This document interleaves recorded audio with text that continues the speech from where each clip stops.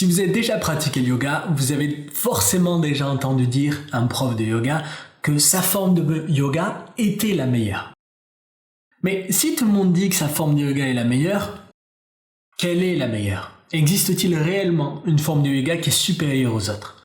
Autrement dit, est-ce que la science a trouvé une réponse à cette question? Voyons ensemble.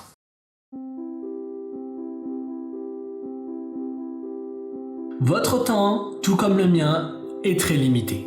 Donc si on peut passer notre temps de pratique de yoga sur la meilleure forme qui existe, alors autant le faire. Mais existe-t-il réellement une forme de yoga qui est supérieure aux autres? Eh bien, la réponse à cette question, on la connaît depuis 2016. Grâce à Kramer et ses collaborateurs qui ont publié une recherche dans la revue Les thérapies complémentaires en médecine, où ils ont fait une analyse sur 306 recherches concernant le yoga et ses bénéfices. Donc pour ceux qui ne savent pas, une méta-analyse, c'est quand on demande à des experts dans un domaine de prendre toutes les recherches qui existent dans ce même domaine, de faire plein d'analyses statistiques pour voir réellement là où on en est et tirer des conclusions qu'on ne pouvait pas tirer avec quelques recherches. Donc là, on n'est pas sur quelques recherches, mais 306 recherches différentes. Et ce qui est intéressant, c'est que en comparant ces 306 recherches, on a en réalité comparé 52 formes de yoga. Donc ouais, quand on vous disait il existe des dizaines et des dizaines de formes de yoga, personne ne déconne, c'est la réalité. Et la conclusion va vous intéresser. La conclusion de cette méta-analyse était que peu importe la forme de yoga que vous pratiquez, les bénéfices sont les mêmes.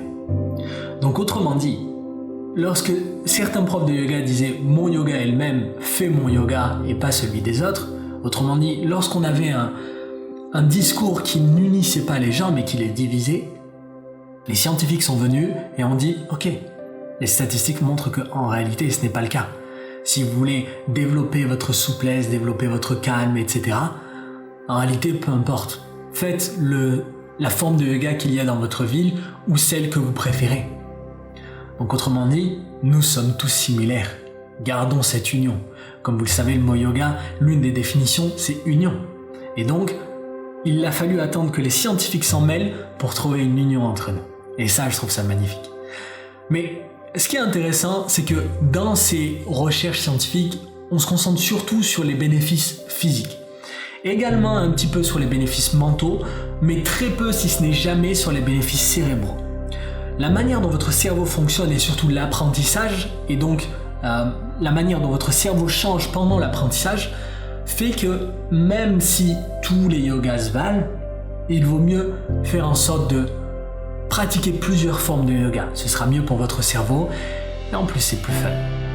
Et si vous n'avez pas la possibilité, donc si vous n'avez pas de club de yoga, de studio de yoga qui vous permet de tester plusieurs formes de yoga, ce que vous pouvez faire, c'est télécharger simplement l'application The Last Yogi.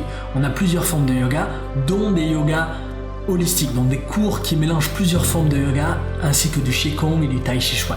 Testez, vous verrez, vous m'en direz des nouvelles, ce sera bien.